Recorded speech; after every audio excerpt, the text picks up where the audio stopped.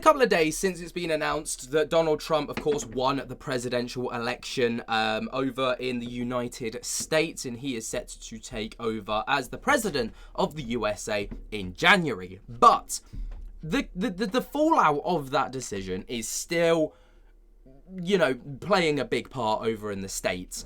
As, there has been a lot of information that's come out off the back of the Trump victory, a lot of negative and positive responses, and we're going to be covering a lot of it in today's video. So, the first thing that we're going to talk about is the fact that Elon Musk probably took the biggest win in this general election. Obviously, Elon Musk has been spending a lot of time, endorsing Donald Trump all over Twitter. It was all about it. He's set to kind of have a job in the presidential office when Donald Trump takes over. But he definitely, took one of the biggest wins of the year. As after the presidency was announced, Elon Musk was set to become the biggest winner in the election night, at least financially, as Elon's net worth soared by a reported $15 billion Wednesday morning off the heels of his guy winning the presidential race. It's fattening his pockets due to Tesla's stock spiking by 15%. So really, all Tesla stakeholders are reaping the benefits. Elon has way more stock than everyone else. Of course, he is the CEO. It is his company. Aside from the immediate financial gain, Elon stands to rake in even more bonuses for his fervent backing of the now president-elect Trump. Not only does his company SpaceX rely on massive government contracts, NASA using his rocket for the Artemis lunar missions, but Tesla makes one particular vehicle that's ready-made for POTUS. Hear us out. But does the Cybertruck presidential motorcade seem to be out of the question for the 47? Elon does offer with the bulletproof armor glass, and of course the Secret Service would make its own aftermarket bells and whistles. Trump hasn't exactly been the biggest fan of electric vehicles, but he has gushed about Elon's genius and talked about giving him an oversight of government efficiency. Very interesting, of course. We're just saying a fleet of Cybertrucks rolling around in a 1600 Pennsylvania Avenue could do a lot of help for Elon to boost the vehicle profit, because sales haven't exactly been booming. Top of the line models go for around $200,000, but we're guessing that Trump can get a deal from the CEO. Obviously, for Elon Musk to suddenly get a boom in his, just immediately of $15 billion is insane. But then you've got to think about the aftermath as well, like they said in the article. CEO of SpaceX, that's going to give him a pretty penny, because, there's going to be government contracts going out. Also, being the CEO of Tesla, offering out Cybertrucks as bulletproof protection for the president and his, his government. Absolutely insane stuff. It's gonna be a crazy old time for Elon Musk and Donald Trump, and, he seems to be reaping the rewards already. But moving forwards, after the announcement of, this one's a bit more comical. After the announcement of Donald Trump becoming president for the, after Joe Biden steps out, a Fox News broadcast, awkward hot mic comment after declaring the victory, right? So, long story short, there was a mic left on during the broadcasting, and you could hear this.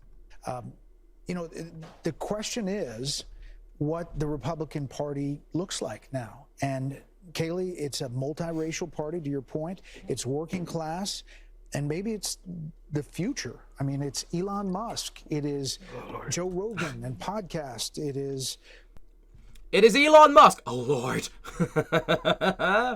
So, basically, long story short, Fox News is broadcasting an awkward hot mic moment where the producer appeared to express his feelings about Elon Musk gaining political power live on air. The accidental commentary comes as host Brett Baer was providing late-night analysis just after 2 a.m. Eastern Time. Fox News said that the former president was on track to be the winner, and it began talking about the means for Americans' power structure. The question, and then we heard all about that, but the voice muttering, "Oh Lord," when Bayer mentions Musk's name. Musk went all in on the incoming president, attending his Butler, Pennsylvania rally in October wearing a MAGA hat. He told the crowd in 2024 that it would be the last election if Trump didn't win, while plugging for former president's campaign on his social media platform X. Trump has already said that he plans to make Tesla billionaire Musk head of new committee charged with auditing the federal government. He has not yet detailed how the body would function, but the government has already watchdogs such as the Office of Management and Budget and investigators general at the federal agencies. But Trump has said that the Tesla and SpaceX billionaire would head the commissions.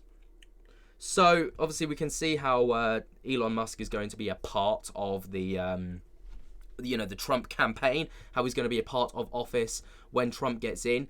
Very interesting move. Of course, like we said, Elon Musk is pretty much in Donald Trump's pocket. Maybe it's for financial reasons. Maybe they're just really good friends. It's really hard to know with Elon Musk because he's just one of those people that whenever you think something motivates him, it doesn't motivate him. Really weird stuff. But Joe Biden, of course, has done a speech following the Trump win, and this is what Biden had to say.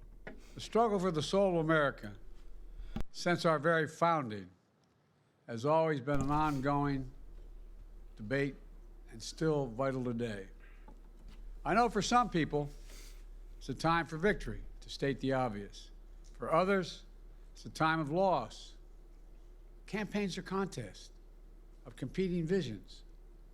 The country chooses one or the other.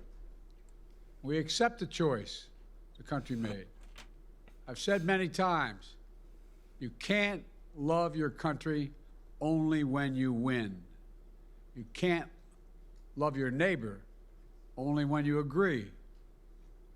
Something I hope we can do, no matter who you voted for, is see each other not as adversaries, but as fellow Americans. Bring down the temperature.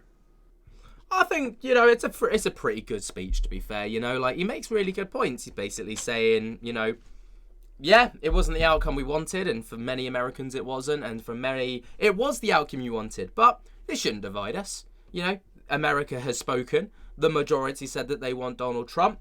Should that divide us? No, it should bring us closer together. And actually, hats off to the guy. He could have been bitter.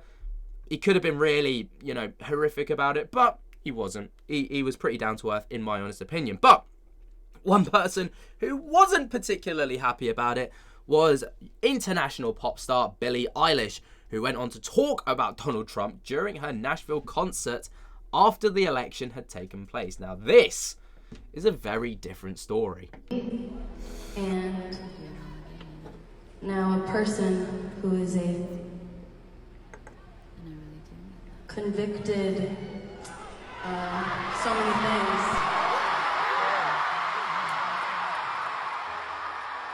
Let's say convicted predator. Let's say that.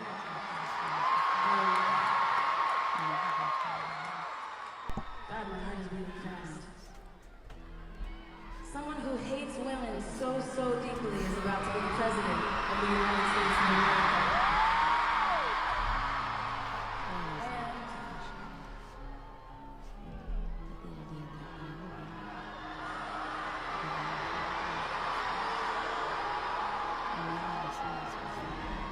So, this song is for all the women out there. I love you. I support you. Yeah. Obviously a very different story compared to how Joe Biden took it. But, it was inevitable. It was inevitable. Some were going to love it. Some were going to hate it. Some were just going to sit kind of neutral. What do you guys think about all of this? Let me know your thoughts and opinions down in the comments below. While you're down there, be sure to jump to get the hell out of that like button. And until next time, I'll speak to you later.